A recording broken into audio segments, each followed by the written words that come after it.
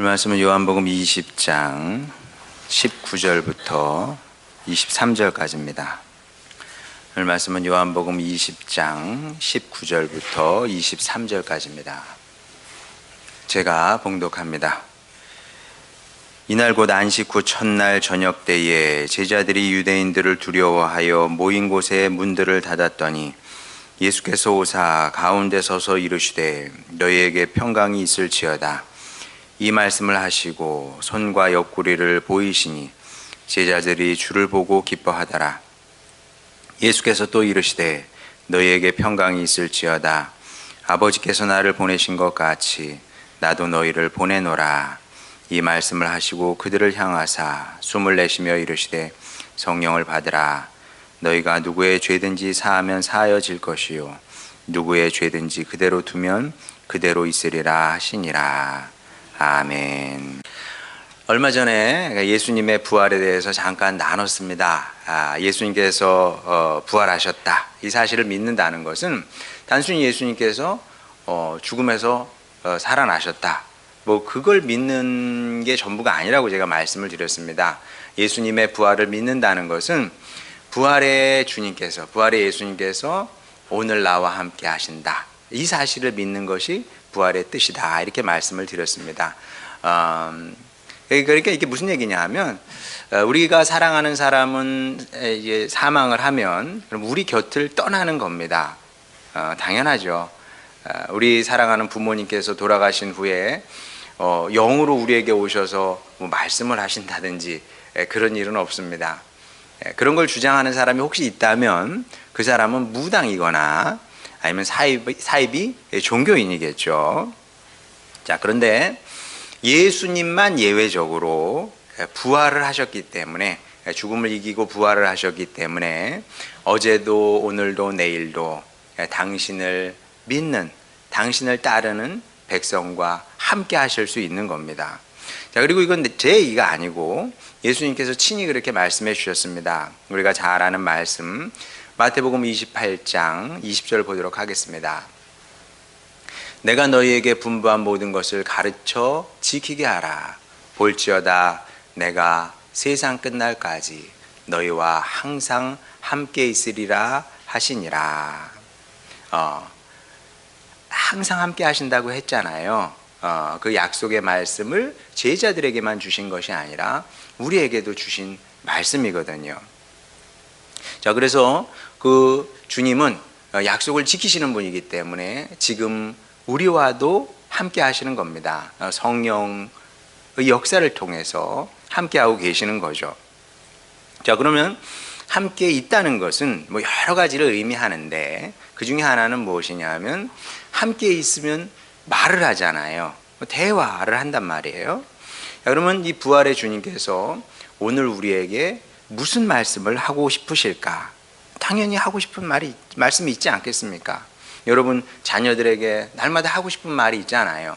마찬가지로 예수님도 오늘 우리에게 하고 싶은 말씀이 있거든요. 우리는 어떤 말씀을 들어야 되느냐? 자, 이 질문에 대한 답을 본문 말씀을 통해서 우리가 함께 오늘 배워보려고 합니다. 자, 먼저 19절 전반부를 보도록 하겠습니다. 이날 곧 안식 후 첫날 저녁 때에 제자들이 유대인들을 두려워하여 모인 곳의 문들을 닫았더니, 자, 제자들은 지금 두려움에 떨고 있습니다. 자, 이해는 되죠. 왜냐하면 무서워할 수밖에 없는 그런 상황이었기 때문에 그렇습니다. 여러분은 잘 모를 수도 있습니다만은 예수님께서 왜 돌아가셨느냐? 사실은 객관적인 역사적 사실을 따져보게 되면 예수님은 로마의 정치범으로 돌아가셨습니다. 그게 팩트입니다. 그게 사실이에요. 예수님은 로마의 정치범으로 돌아가신 겁니다. 사람이 이제 그 당시 이스라엘 사회에서 죽을 수 있다면 두 가지 방법이 있는데, 그러니까 사형이죠. 사형은 두 가지 방법이 있는데, 하나는 로마의 정치범으로 사형을 당하든지 아니면 유대 법을 따라서 그 사형 선고를 받든지 둘 중에 하나인데, 십자가형은 로마의 처형 방법이었습니다. 이스라엘에는 그렇게 극악한 끔찍한 사형 제도가 없었어요. 그래서 이스라엘의 종교법에 의해서 기소를 당해서 사형을 당했다면 다른 방식으로 죽는 겁니다. 자, 그러면 왜 이스라엘 지도자들은 예수님을 로마 법을 사용해서 처형을 하려고 했을까? 여기 이제 아주 여러 가지 의도가 숨어 있었습니다. 첫째는 내 손에 피를 묻히지 않고 예수님을 죽일 수 있는 방법이죠. 그게 굉장히 중요한 겁니다. 사실 어떤 사람도 자기 손에 피를 묻히고 싶어 하지는 않아요. 예. 여러분, 세상에 어떤 임금님이 아니면 대통령이 자기 손에 피를 묻혀서 사람을 죽이려고 합니까? 그냥 명령만 내리면 되는 거예요. 예. 그러면 아랫사람들이 다 알아서 합니다. 그러면 내 양심이 조금 덜 가책을 받잖아요. 그래서 할 수 있으면 남의 손을 빌어서 죽이려고 한다든지 뭐 해를 가하려고 한다든지 그게 사람의 심리거든요. 이게 첫 번째 이유고, 로마 법을 빌려서 예수님을 처형을 하게 되면 또 다른 유익이 있습니다. 유대 종교 지도자들이 생각을 할 때 그것은 뭐냐면 예수님의 추종자들도 어렵지 않게 처리할 수 있게 되는 거죠. 그 당연한 이치인데, 왕정 국가에서 가장 엄하게 다스리는 죄는 무엇이냐면 반란죄거든요. 어느 나라나 마찬가지입니다. 왕정 국가에서 가장 엄하게 다스리는 죄가 반란이죠. 민주주의 국가는 조금 다릅니다. 아니 뭐 속된 말로 제가 이 시간에 무슨 대통령을 좀 비난한다고 해가지고 잡혀가고 그러진 않잖아요. 이게 민주주의 국가의 특별함이거든요.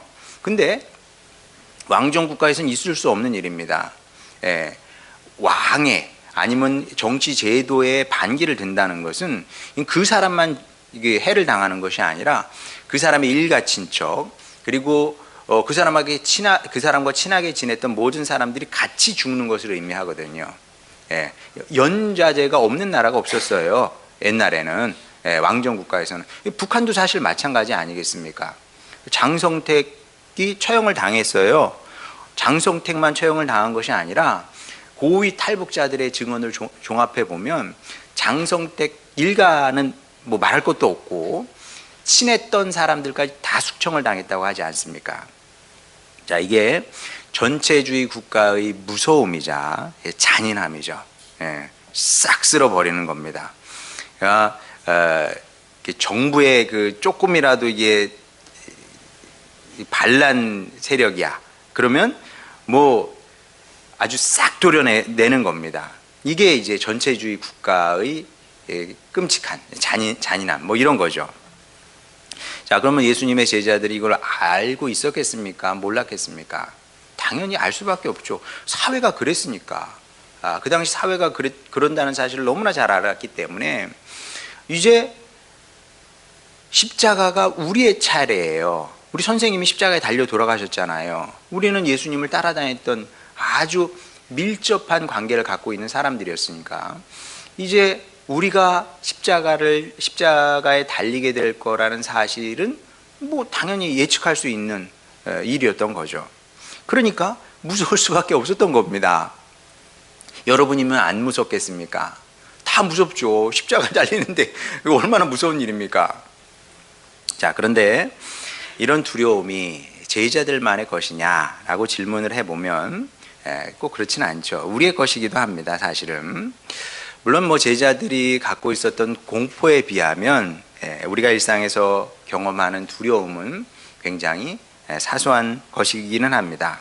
왜냐하면 우리가 뭐 십자가형을 그 앞에 두고 있는 것은 아니기 때문에.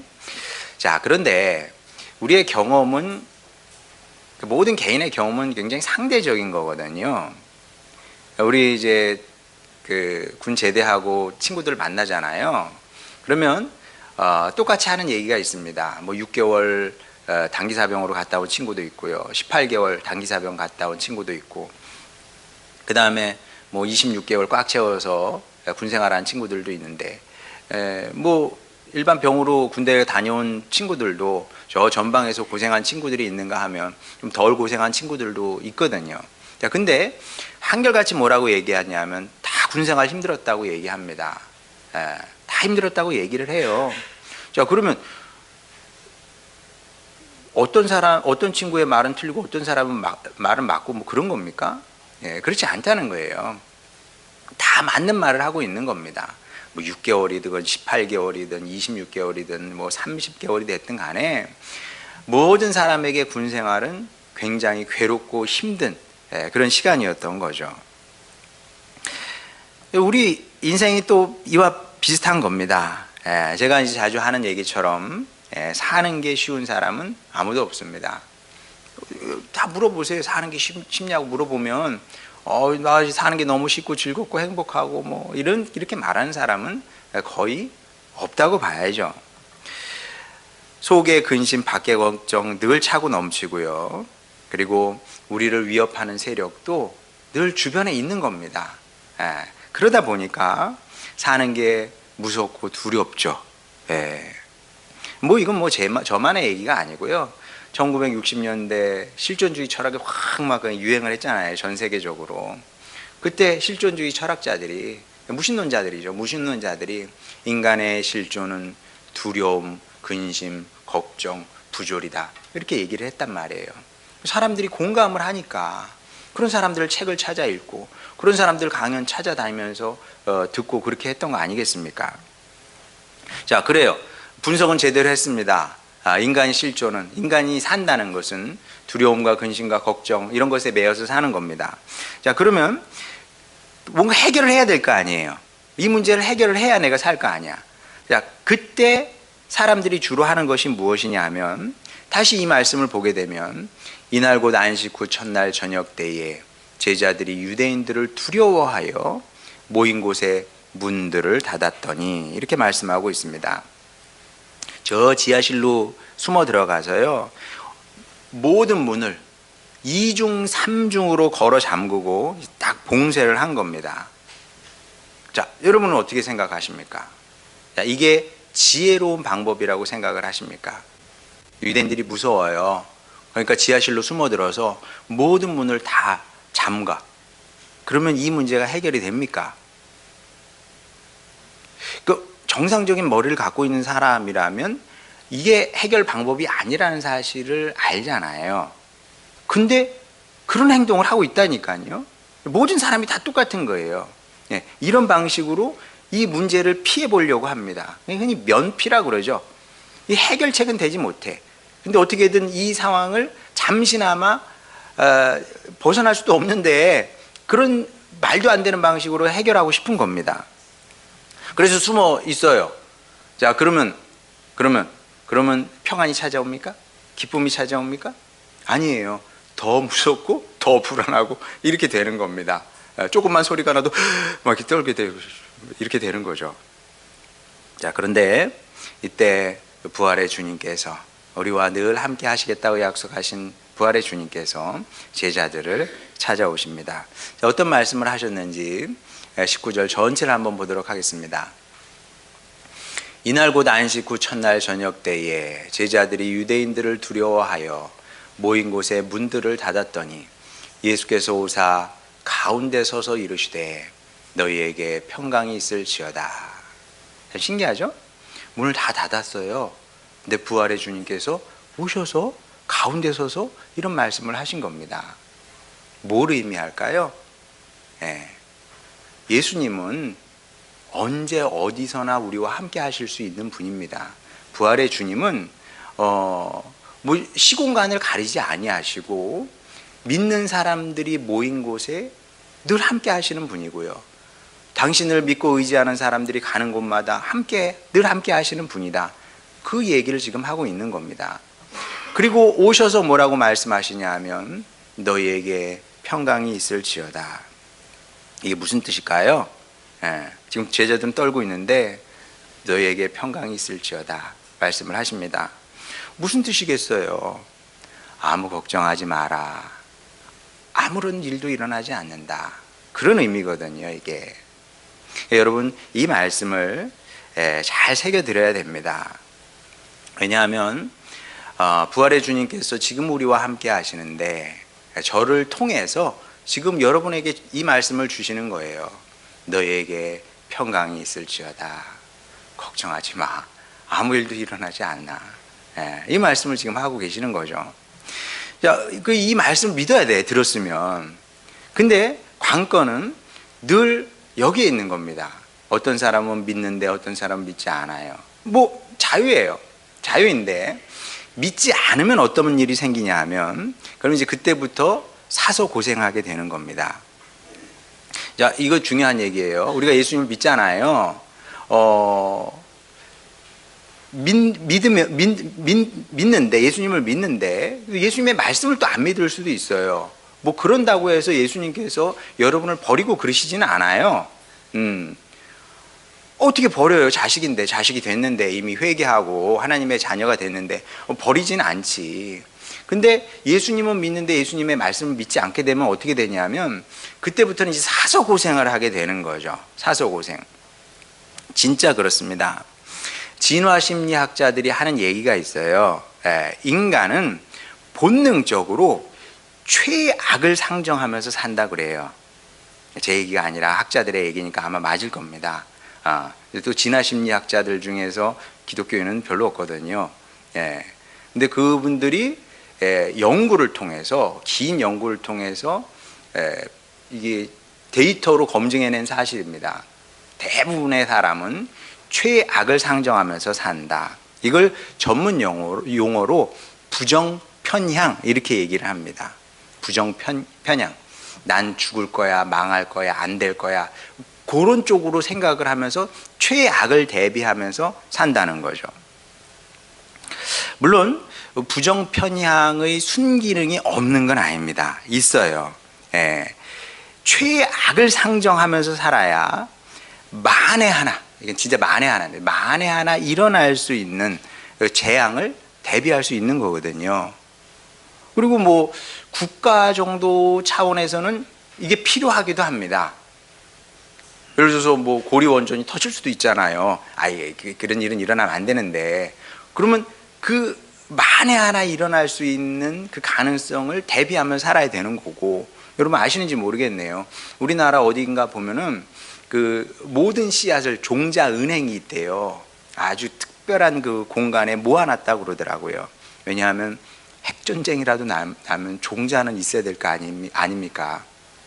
그래야 살아남은 사람들이 그 씨앗 가지고 뭘 해서 먹고 살 테니까. 그러니까 만에 하나를 위한 대비를 하는 거죠. 자, 그런데 세상 사람들은 그렇게 살아야 되고 또 그런 부분이 필요하다는 것을 우리 믿는 사람들도 인정을 합니다만은, 그렇지만 우리 하나님의 자녀는 또 달라야 되는 부분도 있거든요. 어떻게 달라야 되겠습니까? 하나님의 자녀식이나 돼서 만 번에 한 번 일어날까 말까 한 일을, 만 번에 한 번 일어날까 말까 한 그 일을 미리 상정을 하고 상상을 하면서 그것 때문에 고통을 당하고 그것 때문에 근심하고 걱정하며 산다는 것은 정말 우스운 일이라는 거죠. 그건 우스운 일일 뿐만 아니라 어리석은 일이고 또한 바보 같은 일인 겁니다. 자, 그럼 우리가 어떻게 해야 됩니까? 여러분, 근심, 걱정, 두려움은 항상 우리를 사로잡으려고 하거든요.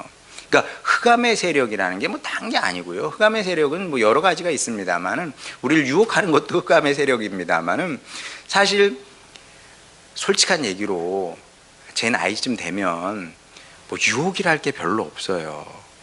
그리고 뭐 가진 게 있어야 뭐가 누가 또 유혹도 하는 거지. 그렇잖아요. 그리고 제가 뭐에 유혹이 되겠습니까? 별로 나이가 지날수록 점점 유혹하는 건 별로 없어요. 그럼 나이가 들수록 주로 우리를 사로잡으려고 하는 이 흑암의 세력은 무엇이냐 하면 근심, 걱정, 두려움, 불안 뭐 그런 거거든요. 그런 것들이 여러분을 사로잡으려고 할 때 어떻게 해야 되냐 하면 노 땡큐를 해야 돼. 노 땡큐. 됐거든. 난 너한테 사로잡힐 생각이 없어. 자, 근데 그냥은 안 되거든요. 그래서 필요한 것이 약속의 말씀인 겁니다. 주님의 말씀을 떠올려야죠. 부활의 주님께서 2000년 전 당신의 제자들에게 오셔서 무슨 말씀을 하셨어요? 너희에게 평안이 있을지어다. 동일한 말씀을 우리에게도 하시거든요. 우리 옆에 계신 예수님께서 넌 죽었다, 넌 틀렸다, 넌 망할 거야, 넌 끝났어, 그런 말씀을 하시겠습니까? 그게 아니라 항상 내가 너와 함께하니 걱정하지 말아라, 두려워하지 말아라, 아무 일도 일어나지 않는다, 그런 말씀을 하시지 않겠습니까? 이 말씀을 붙들고 싸워야 되는 거죠. 두려운 근심 걱정이 몰려올 때 이 말씀으로 공격을 해서 이겨야 되는 겁니다. 그러면 어떻게 된다고요? 평안을 약속하신 주님께서 그 약속을 여러분의 생활 속에서 지키시고 이루시게 되는 겁니다. 여러분 인생의 평안을 허락하신다는 거죠. 자, 그런데 부활의 주님은 우리에게 평안만 약속하신 것은 절대로 아닙니다. 21절 보도록 하겠습니다. 예수께서 또 이르시되 너희에게 평강이 있을지어다. 아버지께서 나를 보내신 것 같이 나도 너희를 보내노라.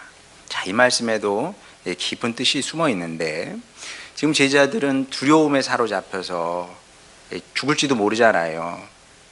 두려움에 사로잡혀서 숨어 있었습니다. 그런데 예수님께서 딱 그들 가운데 오셔서 말씀하시기를 내가 너희를 보낸다, 이렇게 선포를 하셨거든요. 여러분 한번 생각해 보세요. 내가 너희를 보낸다. 어디로? 응? 어디로 보내? 어디로 보냅니까? 밖으로. 어렵지 않아요. 네.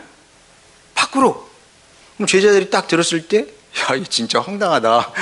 죽으란 얘기네, 우리한테. 우리 죽으란 얘기 아니겠습니까, 이게. 그렇게 받아들일 수밖에 없는 겁니다. 자, 그런데 당연히 그런 의미는 아니고요. 다시 말씀드리지만 죽지 않아요. 제자들, 예수님의 제자들 죽지 않습니다. 죽지 않을 뿐만 아니라 아무 일도 일어나지 않지요. 그러니까 담대하게 밖으로 나가서 사역해도 되는 겁니다. 그리고 이 일을 하라고 예수님께서 제자 삼아 주신 거 아니겠습니까? 숨어 있으라고 제자를 삼아 준 게 아니고 밖에 나가서 복음 사역하라고 제자를 삼아 주신 겁니다. 자, 그러니까 우리도 이 사고 패러다임을 바꿔야 돼요. 사고 방식을 바꿔야 되는 겁니다. 제자들과 같은 사고 방식으로는 아무것도 못해. 제대로 살 수가 없는 겁니다. 그런데 안타깝게도 성도들이 항상 주님께서 우리에게 손을 내밀어 주시거든요. 너 할 수 있다. 내가 너와 함께 한다. 근데 그 손은 안 잡고 흑암의 세력 손은 너무나 잘 잡아요. 너 안 될 건데, 넌 틀릴 건, 너 그거 틀려, 너 죽어. 이런 말을 얼마나 잘 잡는지 몰라. 그래가지고 금방 이게 확 다운되고 막 우울하고 막 이렇게 이쪽으로 이제 흘러가는 거죠, 사람이. 이런 식으로 수세적으로 신앙생활을 합니다. 수세적으로 살아요, 사람들이. 수세적으로. 이 제자들하고 이제 비슷한 거죠. 제자들이 그랬던 거 아니겠습니까? 이제 목숨이라도 어떻게 부지해 보자고 이게 숨어드는 거죠. 빛도 안 되는 지하실에 숨어들어서 문을 꼭꼭 잠가 버린 겁니다. 이 두려움에 사로잡힌 사람들이 보이는 아주 대표적인 특징이거든요. 흔히 잠수 탄다 그러잖아요. 여러분 그런 짓은 하지 마세요. 잠수 타는 거는 그거는 제가 좀 세게 얘기할게요. 그거는 여러분 누가 지하실로 숨어듭니까? 누가 저 지하로 숨어듭니까? 그거는 주로 바퀴벌레, 쥐 그런 거나 하는 거예요. 그러니까 잠수는 누구나 탄다? 바퀴벌레, 쥐. 그러니까 여러분 그렇게 아세요. 그거는 바퀴벌레나 쥐나 하는 행동이다. 우리 성도는 그렇게 살면 안 되는 겁니다. 그렇게 살면 목숨은 어떻게 건질 수 있을지 모르겠습니다만은 목숨은 건질 수 있을지 모르겠어요. 그런데 여러분 그렇게 사는 게 재미있습니까? 그렇게 사는 게 재미있어요? 그런 인생에 무슨 의미가 있고 무슨 가치가 있겠습니까?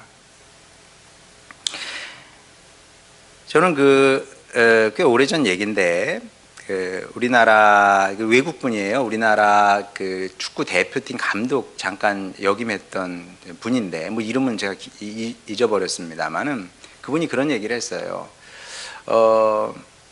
자꾸 져요, 우리나라 팀이. 그러니까 막 그 언론에서 막 공격을 하잖아요. 그분이 아주 멋진 얘기를 했습니다. 내가 1.2점 차이로 지는 방법을 잘 알고 있다. 내가 어떻게 하면 1.2점 차이로 질 수 있는지. 자, 그런데 1점 차이로 지나 5점 차이로 지나 지는 건 똑같은 거다.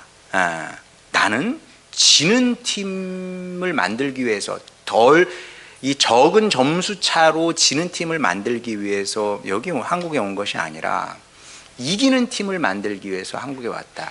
이런 얘기를 했거든요. 신앙생활도 마찬가지입니다.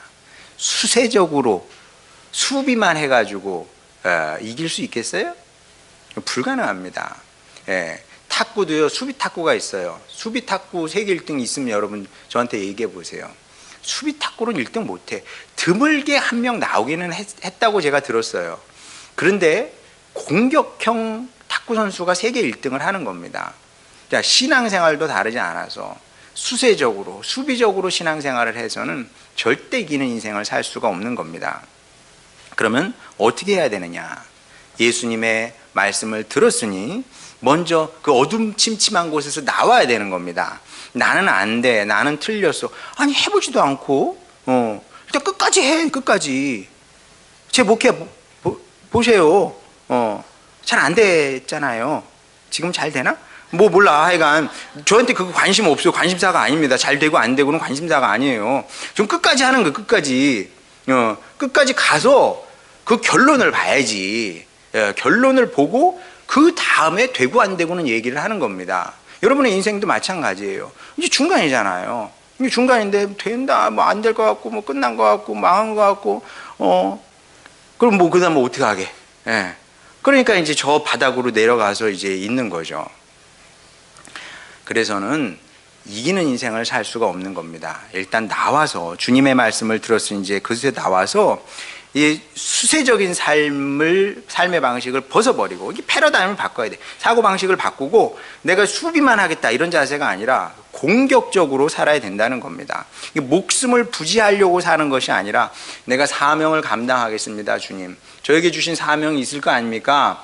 제가 그거 감당하고 제가 주님 나라에 가겠습니다. 이런 자세로 살아야 된다는 거죠. 그게 뭐냐? 자, 여호수아서 1장 5절부터 6절 보겠습니다. 내 평생에 너를 능히 대적할 자가 없으리니, 이것도 믿으시기 바랍니다. 이 믿어야 신앙이 잘하는 거예요. 나는 아무것도 아니고 나는 아무것도 못하고, 그래 그냥 평생 아무것도 못하고 살아라. 그러면 안 되겠죠? 여러분의 이름을 넣어서 마음속으로 이 말씀을 읽으시기 바랍니다. 내 평생에 너를 능히 대적할 자가 없으리니 내가 모세와 함께 있었던 것 같이 너 여호수아와 함께 있을 것임이라. 여러분과 함께 있을 것임이라. 내가 너를 떠나지 아니하며 버리지 아니하리니 강하고 담대하라. 너는 내가 그들의 조상에게 맹세하여 그들에게 주리라 한 땅을 이 백성에게 차지하게 하리라. 저는 믿습니다. 저에게 사명이 있고요. 여러분에게도 여러분 고유의 사명이 있다고 제가 누차 얘기했습니다. 이거 이루고 가는 거예요. 이거 이루고 가야 되는 겁니다. 자, 그러면 어떻게 이룰 것이냐? 다시 말씀드리지만 주님께서 여호수아에게 주신 이 말씀, 여호수아는 아멘으로 받아들였거든요. 그리고 여호수아는 누구보다 공격적인 삶을 살았습니다. 그래서 결국 자신에게 주신 사명을 온전히 감당하고 주님께 갔거든요. 이 말씀을 오늘 부활의 주님께서 여러분에게 주십니다. 여호수아가 아멘으로 받아들였던 것처럼 여러분도 아멘으로 받아들이시기 바랍니다. 바라기는 꼭 이런 성도 여러분이 되셔서 주님께서 여러분에게 주신 사명 온전히 완수해내는 멋진 천국 용사의 삶을 살아내는 여러분 모두가 되시기를 주님의 이름으로 축원합니다. 우리 찬양 부르고 기도하도록 하겠습니다.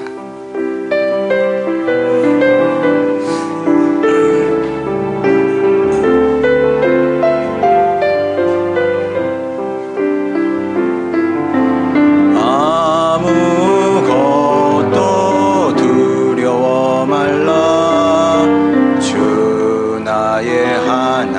하나님이 지켜주시네.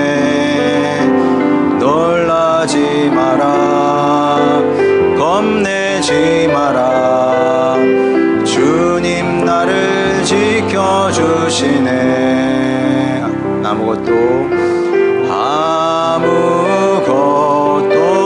두려워 말라. 주 나의 하나님이 지켜주시네. 놀라지 마라, 겁내지 마라. 주님 나를 지켜주시네. 내 맘이 힘에 겨워 지칠지라도 주님 나를 지켜주시네. 세상에 험한 풍파 몰아칠 때도 주님 나를 지켜주시네.